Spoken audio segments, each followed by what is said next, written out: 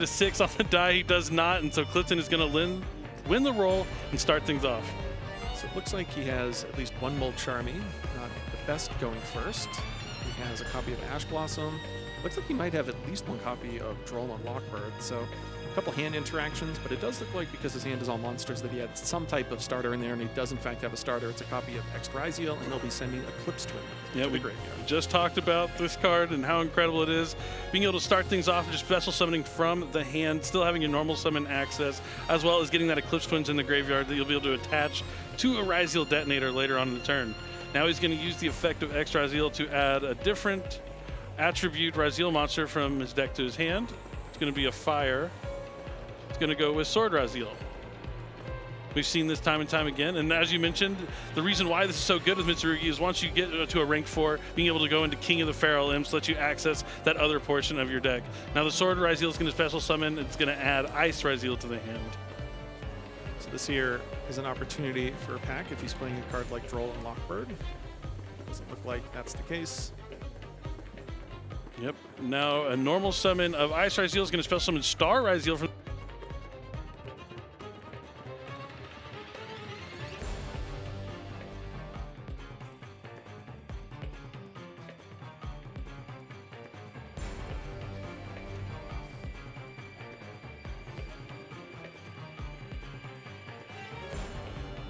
Granite, yeah. Yeah, but not something that you'll actually see a lot of 3-ups this weekend. So doesn't even go into duo drive here because he doesn't need it. Already has all the Ryzeal cards he needs, but we do see is that the Starlight, King of the Feral Imps out of Battles of Legend Monster Mayhem? It does look like it may be. Very pretty. It's a card that's needed a foil for a long time, and now in that foil rarity from Battles of Legend. Now the King of the Feral Imps, we're going to move on to get Sanji on the field. Sanji's going to add Mitsurugi Ritual. Sanji was special summoned thanks to Habakiri. Mitsurugi Ritual, he's going to use the effect to summon from the hand to summon the Ame no Mitsurugi.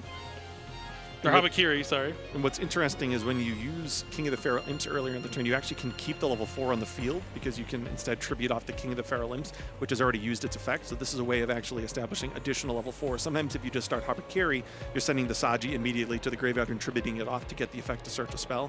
When you open up with King of the Feral Imps like this earlier in the turn, you actually don't need to do that.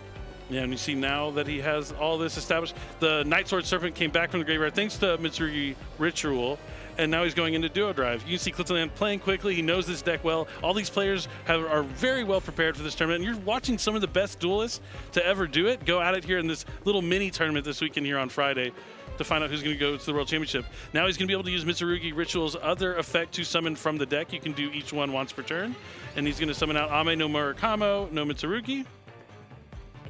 He's going to bring back the Habakiri.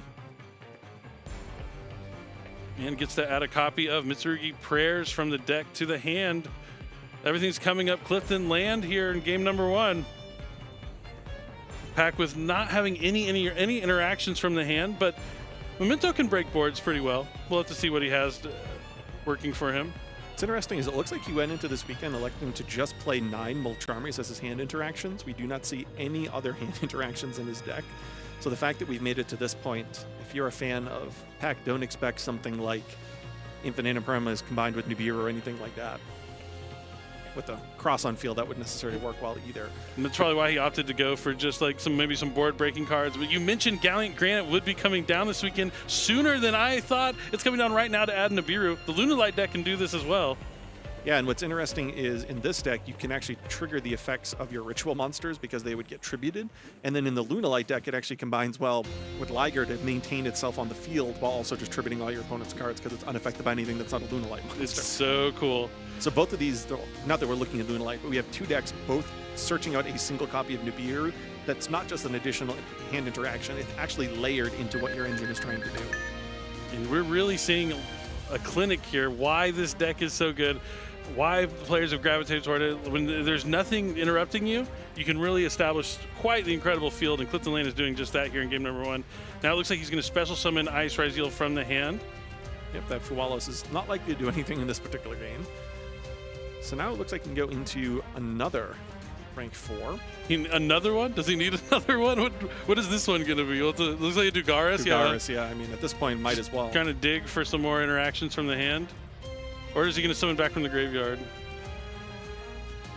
looks like he's probably going to filter out, looking for some more hand interactions. So second copy of Droll and Lockbird, and another copy of Prayers.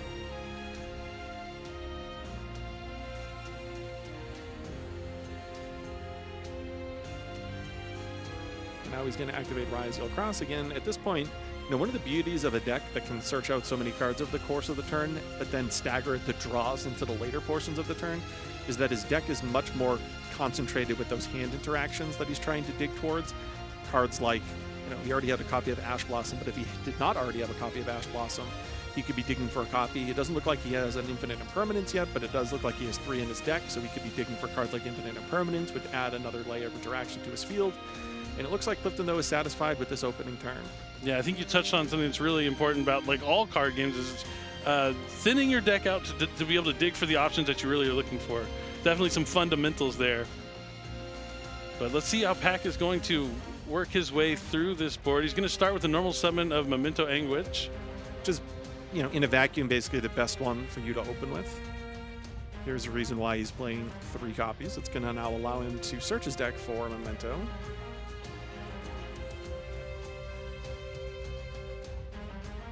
Let's see what he decides to grab right here. Looks like he is going to go with the combined creation from the deck. It's going to be a while till he can summon that one. maybe the Anguish is more of the bait. He already has the cards he needs in the hand. Hopefully maybe he's trying to force out something like an Infinite Permanence. And that detonator has plenty of material. He has a material to detach to destroy something, and then another material to detach to destroy itself and summon it back with the Eclipse Twins to get 2 more destruction effects. Something cool, actually, is because he has Nibiru in hand, one of the things that you can do is actually time it so that when the Eclipse Twins activates, the detonator is actually in the graveyard already with the Nibiru, so that you can actually make it so that post-Nibiru, the Eclipse Twins brings back the detonator. That's cool. All right, we got the horsey coming down. That's right. I'll take a shot at it. It's Tatsuno Toshigo. Yeah, Tatsuno Toshigo, I think, is pronunciation. The fact that he didn't search that off of the Anguish kind of indicated that this was already in his hand. For sure. And it looks like Clifton may respond with a detonator going after the Anguish. Looks like Pack doesn't have a response.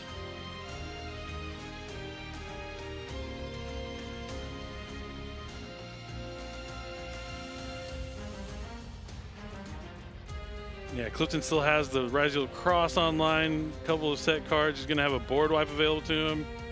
If you're a duelist at home, maybe who doesn't have a lot of experience against the Memento deck, if you're curious why it took Pack a little while there to fully resolve that, detonator there's a lot of quick plays in his deck that he could activate. Bone Party, for instance, when something like an Anguish is targeted. So it looked like he was considering if he wanted to activate a quick play. Detonator is going to use its effect again to target the horse, and then it's going to be chained with Memento Sheeply here from Pack.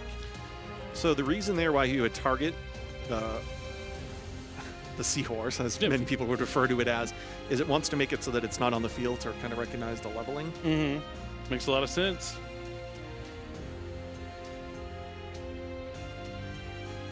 Looks like Clifton's going to be thinking he is going to activate the effect of Ame no Murakamo to force Pack to discard a card, or otherwise its effect will be negated. Oh, I see a really good card in Pack's hand. Okay, y'all can't see Pack's hand. I'm not going to spoil the fun, but this game is not over. I'm just going to tell you that much right now. Pack has some plays to continue on through this turn. We're going to see how it's going to play out exactly. But definitely a surprise tech choice here in Pack's deck. A card that I really like, and there it is. It's the Super Polymerization. One of the strongest cards in the game of Yu-Gi-Oh! At going second, clearing boards. Your opponent can't respond to it, so it ends the chain right where it starts. And that's probably why he grabbed the combined creation, because he knew he was going to need something decent to discard with that Super Polymerization, since the combined creation can be summoned from the graveyard back to the field later on in the turn. So he has kind of 2 fusion effects now on this chain with the Super Polymerization. And then theoretically, if the Sleepy is able to hit the field after, he may be able to do it kind of post the resolution. So he's going to fuse the Dugaris and the Duo Drive for a Mud Dragon. That's going to provide him with some targeting protection potentially. And he's going to resolve. The chain resolves. He's discarding the card from his hand for the Ame no Murakamo.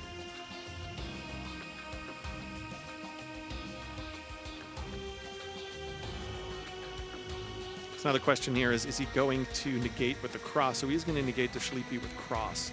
So although super polymerization makes it so that you can't respond to the effect, we have a big chain here. It's not just a one-card chain, it's a multiple card chain. So you actually can still use the cross to negate that monster effect. Kind of cool, like because you normally think like super poly's the end all to be all, but no. Since it does do the negated resolution, that's kind of sweet. That's what I love about Yu-Gi-Oh! Is seeing like little interactions like that you might not have anticipated before. Really cool stuff. Now it looks like the Acheron is trying to be summoned back from the graveyard. We have the Eclipse Twins, which is bringing back the Duo Drive. Duo Drive on summon is going to attach a Ryzeal from the graveyard as a material. Hey, the Acheron is protected by targeting without having to change the Mud Dragon's attribute, right? Since they're both water. Kind of cool. Yeah, I'm a big fan of Super Polymerization. I think it is a really cool card. It's a great defensive option, and it's good at breaking boards. So, all around solid Yu-Gi-Oh card. In the right format. Just you see, though, that Clifton has multiple copies of Ash Blossom. Not that he needs more than one. He still has the Nibiru.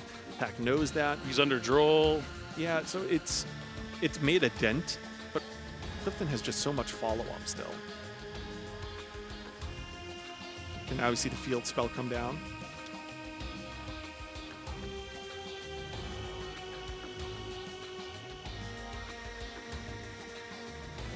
All right. Looks like Clifton's going to think about this for a minute. He still has the prayers set, right? Yep, prayers should theoretically be set. I think it's actually potentially 2 copies of prayers. That would give him the opportunity to tribute off the Ame no Murakamo. And then when it summons itself back, it can destroy all monsters on Pack's side of the field. So he's going to want to time that perfectly. I mean, but Pack has pushed through quite a lot. Yeah, timing destroying all your opponent's monsters can be tricky against Mementos for sure. There are definitely some windows in there, but it's definitely a decision that could definitely go the wrong way. All right, Pack is moving to the battle phase and trying to attack over the Galleon Granite with the Mud Dragon, or attack into it. Yeah, it's attack. I was like, Galleon Granite has more attack, right? Ah, but that will trigger the Memento Teclan. Yeah, so now he's going to be able to special summon a Memento with a lower level from his hand or graveyard. Should be interesting to note that any monster you control. So this card actually has 2 effects. Well, really 3 effects. But the first effect is if a Memento battles, your opponent can activate spell or trap cards. That was not the case here because that was obviously a Mud Dragon. The second effect, which you would think would be leading from the first, because of this idea of being able to attack into your opponent's monsters that have higher attack, allows you to special summon a Memento from your hand or graveyard, but it requires just any monster being destroyed. It doesn't have to be a Memento, which is why you see here his ability to put Sleepy on the field.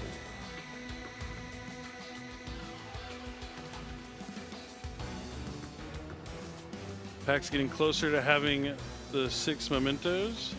Is he attacking in with Sleepy also? It looks like it.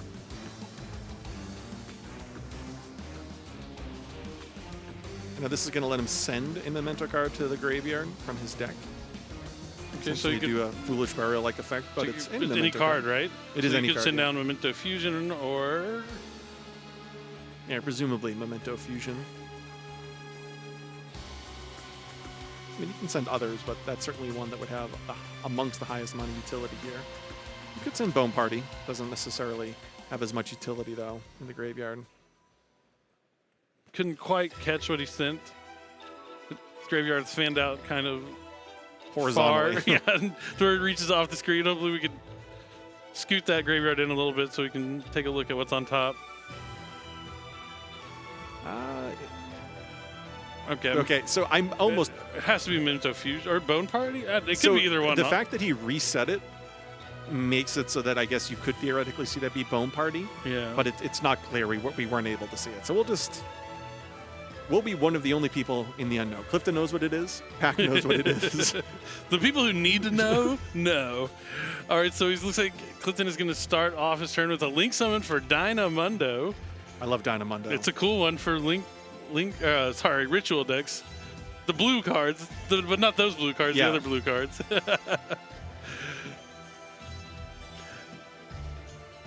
Just really quick, for those of you, again, who might not have as much of experience with Memento, you see Pak, who's really adept at playing this deck, understanding that he can basically cycle through his monsters to eventually put any of the spell and traps into his graveyard, knowing that his field spell would reset it during the end phase. So if you were wondering, why did he go through that sequence? And it does look like ultimately that was to put a Bone Party in the graveyard, but nevertheless, it's enough. Number 2, quick handshake between the two respected duelists. And let's jump right into it. He's got that single copy of Pot of Prosperity. All right, going to start things off with Bone Party. Going to discard... Oh, the Memento. Yeah. That's the Trihorn Dragon Memento. Yeah. Don't see that one too often. I was just about to say, it's not one you see all the time, but it's definitely a card that you see from time to time. It's an interesting inclusion. Kind of adds, if things are going well, another layer of disruption on top of and board breaking ability. All right, so I think we saw him summon the Anguish, and then that was met by an infinite permanence, and then Pak chained the Goblin Biker Breakout to get the Anguish off the field, so it will resolve. He gets the Memento Goblin on the field and adds a Memento from the deck to the hand. So far, things looking good here for Pak. As I mentioned, Memento is one of those decks that can really play through a lot of disruption. They have lots of extenders, lots of ways to keep on going.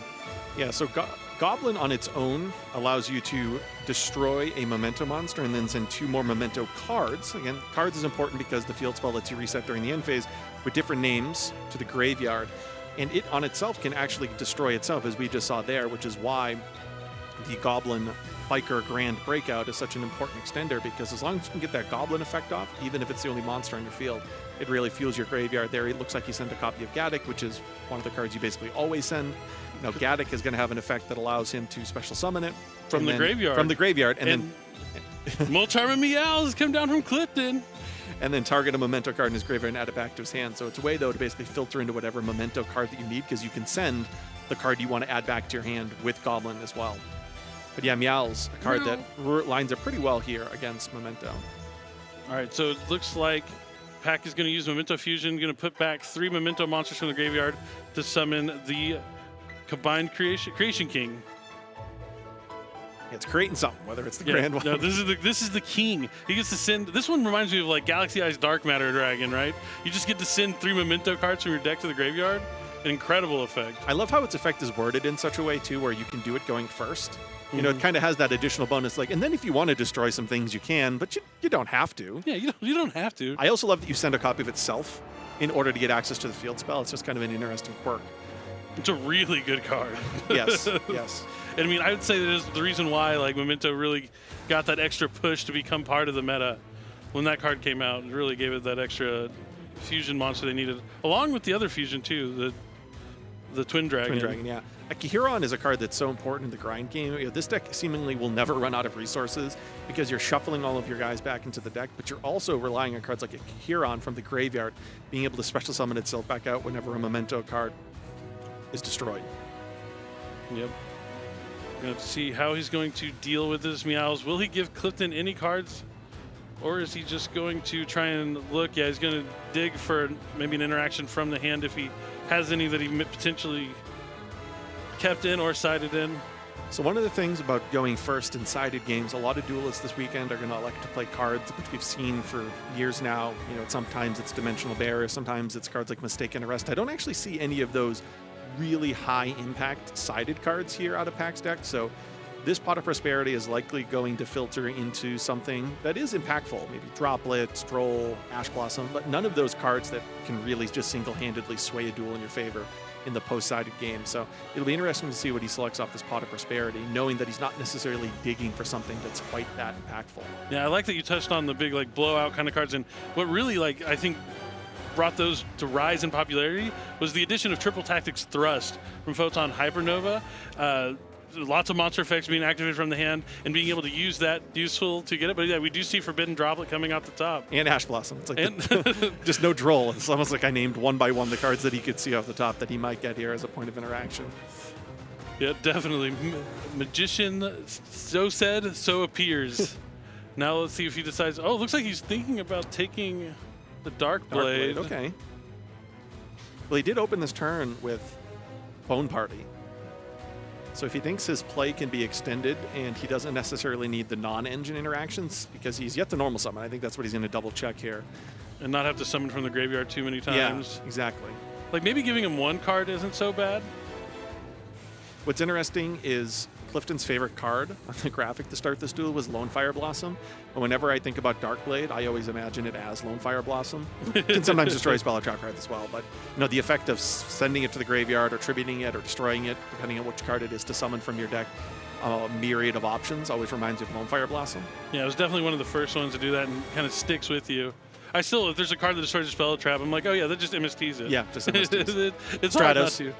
Yeah, exactly. It's hard not to drop those iconic cards that we played with for so many years as the effects reiterate. But we see the Twin Dragon coming down and going to the graveyard to be able to add a couple of cards from the hand. He's going to add Gaddock and Combined Creation. Now he's going to be able to, presumably if he wants to, have the ability to special summon from the graveyard. Basically any level because it was the Twin Dragon that was destroyed. Gaddock has my favorite name because it's like the ghost in the. It's similar looking to the ghost in the attic, and it's just like all combined into one word. Yes, like, Gaddock. I love that name. I like it too. It looks like Pack is considering summoning back from the graveyard. Oh, he's going to add it back to the he's resolving the Gaddock. Yeah, which was summoned back from the graveyard. It was summoned back from the graveyard off of the fusion, the dragon, which allows him to, well, off of the field spell because the dragon was sent to the graveyard, which lets him summon a lower level than the dragon, which is why Gaddock hit the field, which then added back to his hand. Now we see him banishing Memento Fusion to destroy his Gaddock to add another copy of Memento Clan Bone Party. So setting up some interaction on his opponent's turn. He gets a special. You're wondering, are these guys just coming down for free? The Trihorn Dragon can come down for free, and then the Combined Creation is going to have to put back 5 Memento monsters from the graveyard to the deck. And the Combined Creation has an effect. Your opponent uses a card or an effect. You can special summon a Memento monster from, I'm pretty sure, your graveyard. So that'll be something he can do potentially.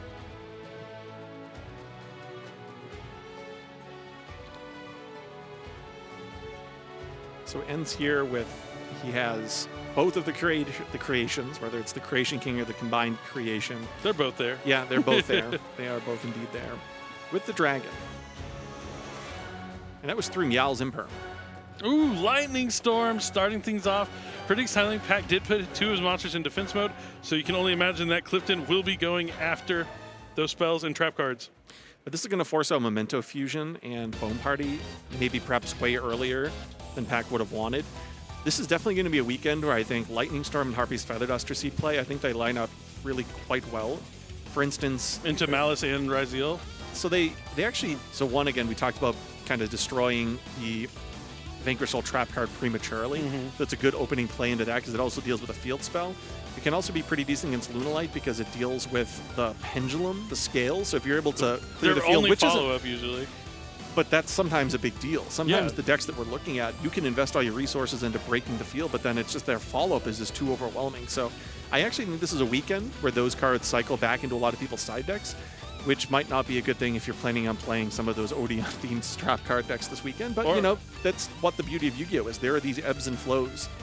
Yeah, and with the new Morganite cards in Duelist Advance that just came out, Stun has actually made a surprising comeback into the metagame. It's not a deck you might not face, probably won't face, but it is definitely on the radar as a deck that you want to keep, cards in your side deck ready to go for those decks that are trying to lock you out of the game with those continuous trap cards and such. But it looks like we're going to go into Twin Dragon. Twin Dragon's going to kind of do its cycle where he can destroy a Memento, and then he can add 2 Mementos with different names from his deck to his hand. And he can also special summon a small Memento from his graveyard, level 6 or lower. What we're going to see here is probably trying to set up access to Mace, because he does control Combined Creation.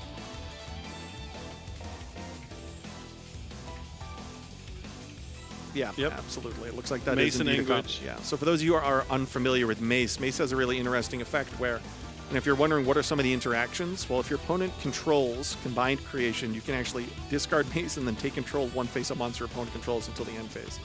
It means we actually have multiple decks right now that kind of play on the opponent's turn in that way of taking their monsters. Which is cool.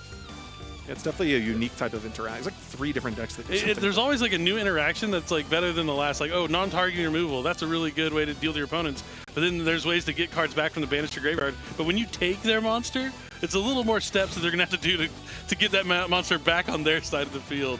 No, it's like you destroy some monsters, and it's, in the grand scheme of things, not that big of a deal because it has a graveyard effect, or it's actually better in the graveyard for one reason or another. It can be specials on the back. But when you just take it, now your opponent's looking at it like, I have to like destroy. I have to go out of my way now to use a removal effect on that monster. On my own monster. On my own monster to actually unlock if it has a graveyard effect. So, you know, it's actually something that can matter here because if you plan on ritualing and tributing off from the field, it can actually be a pretty good chain link too, because it can just take that ritual and pull it onto your side of the field, which then again does that issue of, you know, this monster is not where I want it to be for the most ideal outcome.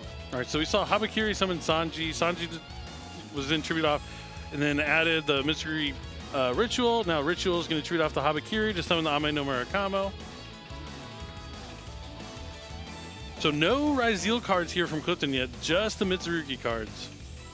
He's holding those Ryzeals at the end. You can see it looks like he has 2 copies of, I think it was Sword. It was hard to tell, but some of them look so similar. But here's the question. This is really going to put Pack to the test about whether or not he wants to use Mace.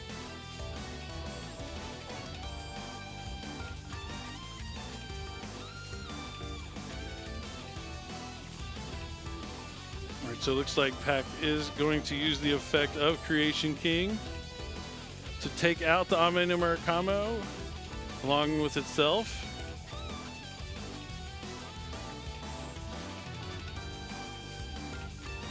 And he has to discard a card for the Ame no Murakamo effect that chained to the Creation King, so it resolves still. And we're looking at an empty board. Yep, that is one way of dealing with Murakamo.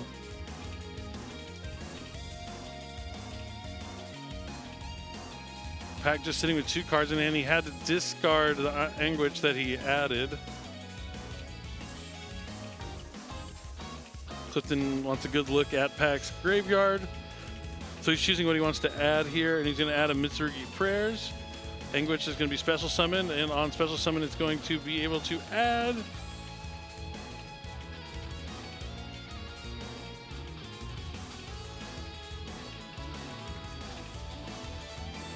oh, never mind. Guess that's not happening. So Clifton probably feels pretty good about this. He was able to whittle down that full board, kind of backed on the back of that Lightning Storm. Star isn't the best card to start with, but then if you combine it with Sword, you're right into your full combo. So Pack's probably not feeling great about the position that he's in. Yeah, we're going to see if Clifton's going to find a way to put a lot of damage on the field. Yeah, I feel like Pack had a decent like field, but that Lightning Storm that started off the turn really like turned things back into Clifton's favor. Because I mean, Pack had to deal with the Imperm, the Meows into the Lightning Storm. It can be like one of those 1-2 punches. It's really strong when you're going second. Yeah, if he didn't have that Lightning Storm and was able to sequence his Fusion and his Bone Party in such a way where it just layered the interactions, I think he would have been in a much better position.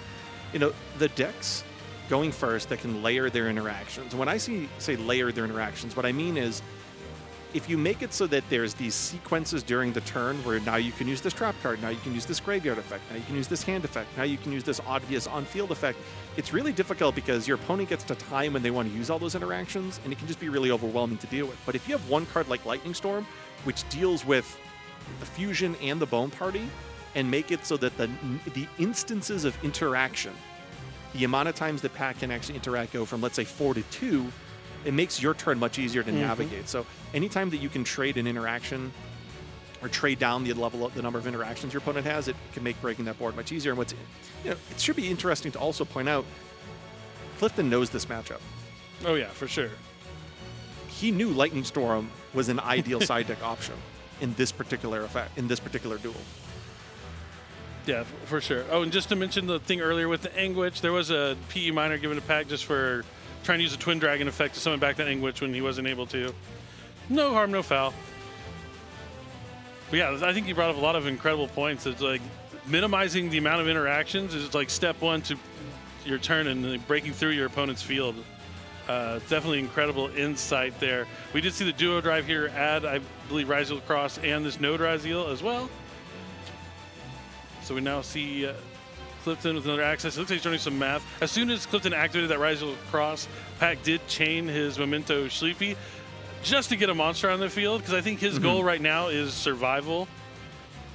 Yeah, absolutely. He's not going to have many more in terms of interaction, but I don't know if survival is even going to be enough with how much Clifton will be able to have on the field. At minimum, a detonator when you're drawing the 2 cards in hand is pretty powerful. A detonator plus Ryzeal Cross. Yeah, it's almost like a worse preemptive Tragodia that he just activated, where a chop block. Yeah, it's hard to even describe it. Now, granted, I mean, it has another effect for those of you again who might not be familiar with Memento cards. During the turn where a card was destroyed, you can quick effect summon him from hand, and then from that point forward, you have an on-field fusion summon. You know, the moment that he's normal or special summoned, you can conduct a fusion summon. So, you know, there are situations where summoning it on your opponent's turn is great, but just summoning it, I will not be fusing with it. No, yeah, he's just here to play defense. Clifton knows the last card in Pack's hand too is that Memento Mace. Exactly. So he can just kind of relax.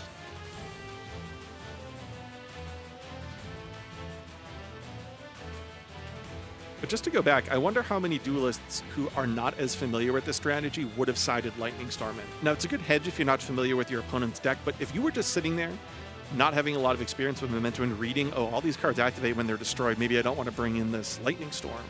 I could see a lot of players make that mistake when the reality is, as we saw there at the opening play, dealing with fusion and Bone Parted preemptively. Big impact. Yeah, it was huge. Definitely a huge side piece to even include it in the side deck, let alone knowing to put it in this matchup. But we do see this detonator coming down with plenty of materials. 3, 4. Looks like he's going to draw for Ryzeal Cross. So yeah, it's just double prayers now in the end. Like I said, yeah, so he really didn't have much else but just go into a big detonator. And that's probably going to be enough with the cross combination there. But if anyone can find their way out of this position, it would be packing 2 set spell trap cards. Not something Pack wants to see. At least he knows he's not going to have to deal with an Ash Blossom, but oh, he's going to need a combination of cards here. If you saw there, Clifton negated the Sleepy effect, the one that would allow him to send a Memento card from the deck to the graveyard. Clifton understands exactly what he needs to do to turn off. It might not seem like the most valuable cross negate, but it is one that he values. He has 4 detaches off the detonator, plus the cross negate that still face up, so he valued detaching off the duo drive to make that. Okay, so he does still have the 5 Memento monsters in the graveyard to be able to summon back the combined creation. But he has nothing else in there, so that is exactly 5. It's a big monster, though. It's got a lot of attack points. That is true. I think it's sitting at a cool 5K, right? 5,000? Is it? Yeah. Yep.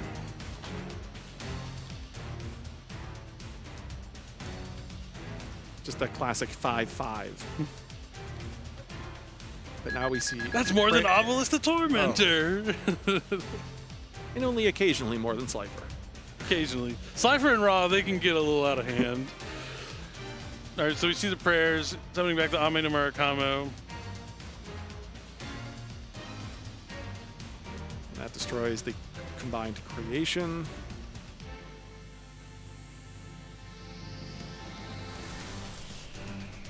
Clifton. He has no mementos in his graveyard to summon, which is important. You go back to that previous turn, negating the Sleepy actually mattered quite a bit, because if Pack had an additional memento in the graveyard, he could have chained his combined creation. His opponent activated a card effect to special summon a memento monster from his graveyard, which could have theoretically begun some type of sequence, knowing how many of those have important effects are destroyed, but it doesn't matter there. No Typhon